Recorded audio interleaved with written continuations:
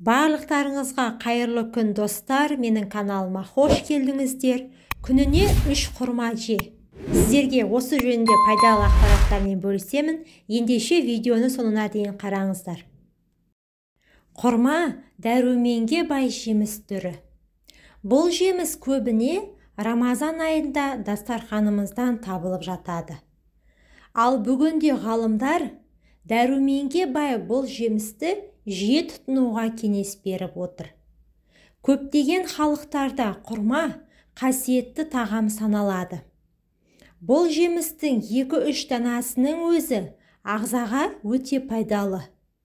Күніне 3 құрма жеп қана ағзаны қажетті микроэлементтермен қамтамасыз етуге болады.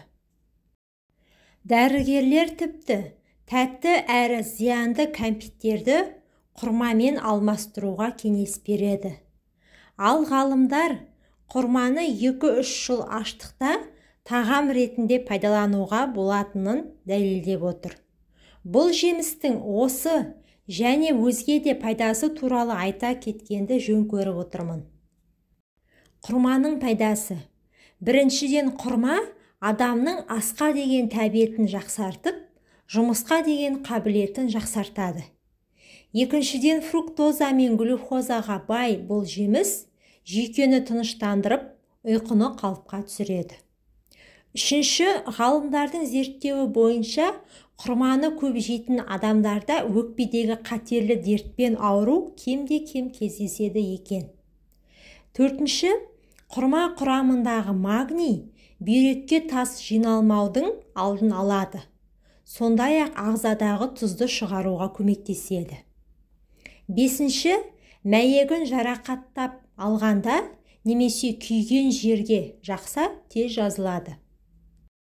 Алтыншы, дәрігерлер құрма жемісін тіс жиегі жиі қанайтын адамдар мен туберкулез дертіне шалдыққанда көбірек жеуге кеңес береді. Жетінші, құрма йодқа да бай. Қалқанша безінің қабынуымен ауырғанда бұл жемісті жеу дертке дауа болады. Қаныңыз аз болса, бұл жемістің өзінен немесе жапырағынан шай жасап ішуіңізге болады. Тоғызыншы, құрма құрамындағы моносахарид жүрек бұлшықеттеріне пайдалы. Оныншы, құрма құрамындағы А және С дәрумені иммунитетті көтеріп, суықтың алдын алады. Бірқатар халықтар үшін құрма қасиетті тағам болып саналады.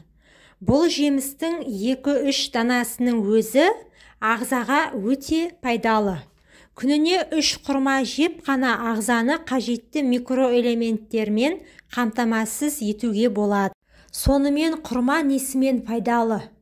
Қалыпты жүрек соғысы. Құрма құрамында калий мөлшері өте көп. Ол жүректің қалыпты жұмыс істеуін қамтамасыз етеді. Бұл өз кезегінде жүрек аурулары мен талмасының алдын алады. Сау бауыр. Құрмалар бауырды токсиндерден тазалауға көмектеседі. Сондай-ақ цирроздың пайда болу қатерін төмендетеді. Келесі, көру қабілеті жақсарады. Құрмалар көз жанарының көру қабілетін жақсартуға қабілетті. Тіпті сәбізден де пайдалы. Себебі құрамында А дәруменінің мөлшері көп. Шаш пен терінің әдемілігі. Шаш сынғыш болса, тері құрғаса, әжім ерте пайда болса құрма жеу керек. Оны косметикалық маскалар құрамына қосуға болады. Құрманың құрамдас бөлігін 15-ке жуық тұз және минералды заттар, мыс, темір, магний, мырыш, марганец, фосфор, натрий, алюминий, күкірт, бош, тағы басқа құрайды. Жемістің құрамында алмада, бананда, апельсинде жоқ 23 амин қышқылдары бар. Құрамында А, В1, В2, В3, В6, РР дәрумендері бар. Құрма қатерлі ісік, рак ауруына қарсы заттарға бай.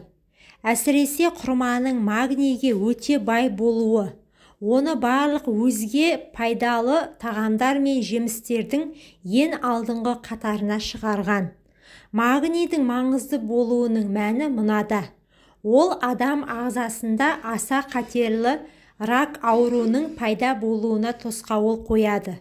Осы себепті де құрманы тағам ретінде үнемі қолданушы аймақ тұрғындары мұндай аса қауіпті дерттің барын білмейді. Құрма адамның жүйке жүйесіне игі әсер беріп, тыныштандырады. Сондай-ақ құрма бауыр, ішек, құрт инвазия ауруларына, терінің құрғауы, еріннің тілінуі, шаштың түсуі, тырнақтың сынғыштығы секілді жағдайларда өте пайдалы. Ол сүйек пен тістің саулығына өте қажетті фосфорға бай. Құрамында А витаминінің көп болуы жүйке жүйесінің, қалқанша безі мен өкпе қызметінің жақсаруына үлес қосып, күш-қуатты көтереді және терінің жаңарып отыруын қамтамасыз етеді. Назарларыңызға рахмет. Менің каналыма тіркеліп, видеоға лайк басуды ұмытпаңыздар, пайдаларыңызға жарасын.